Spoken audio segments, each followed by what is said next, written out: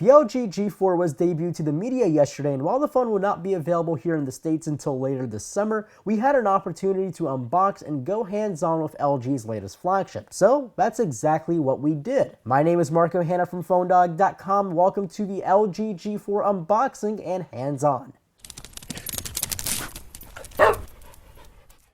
Now this is not your typical retail packaging, but hey, it's a box, it says LG G4, and that's good enough for an unboxing. Lifting up the box will reveal the LG G4 sitting on top, and let's go ahead and lift this guy up from its packaging. And my first overall impressions of the LG G4 is it's a bit taller than the G3, and it feels much more slippery in the hand. Now keep in mind, we are talking about the plastic back and not the leather one. We will go hands-on with the leather LG G4 in an upcoming video. Now underneath the G4, you'll find just the USB cable for charging and the standard power brick. Now in your retail packaging later this summer, expect to see your typical quick start guides, manuals, and warranty paperwork. Now let's go back to the LG G4. Up front we have a display, and it measures in at the same 5.5 inches as the LG G3, and it also houses the same amount of pixels, 2560 by 1440, all stuffed in at 538 pixels per inch. The new feature with the display this year is the implementation of quantum pixels,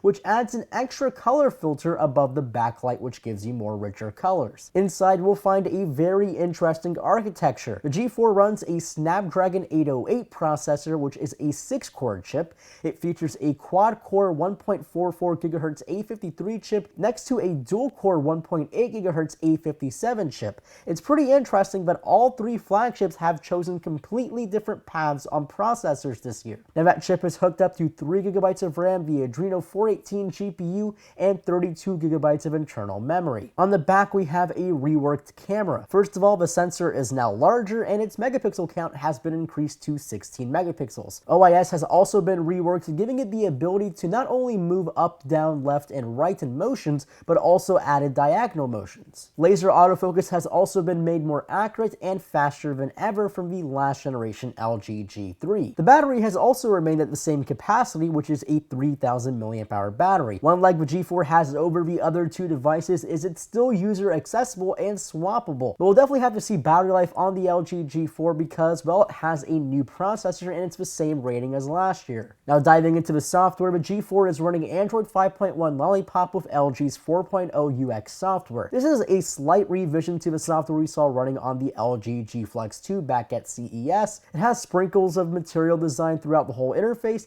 and was relatively quick during our hands-on with our device. We'll definitely have to use our unit for a longer amount of time to review the performance of the G4. But overall, the LG G4 on first glance looks to be a successful successor to the much-loved LG G3. The only odd thing so far is the size, which for some reason has been increased in length. But the device itself looks pretty stunning. And yes, it may look like a OnePlus One from the front, but I never said that was a bad thing. I dig the shiny bits around the sides, and I like the curve of the back. So that's been the unboxing and hands-on with the LG G4. Now we have some really cool videos coming very soon on the Phone Dog YouTube channel, so make sure you are subscribed to be notified of when we upload those videos. But I'd love to hear your thoughts on the LG G4, so make sure to leave your comments below and try to spark up some really good conversations. Also, make sure to give this video a thumbs up if you liked it. That would help out the channel a lot. And as always, my name is Marco Hanna, and I'll catch you guys in the next video.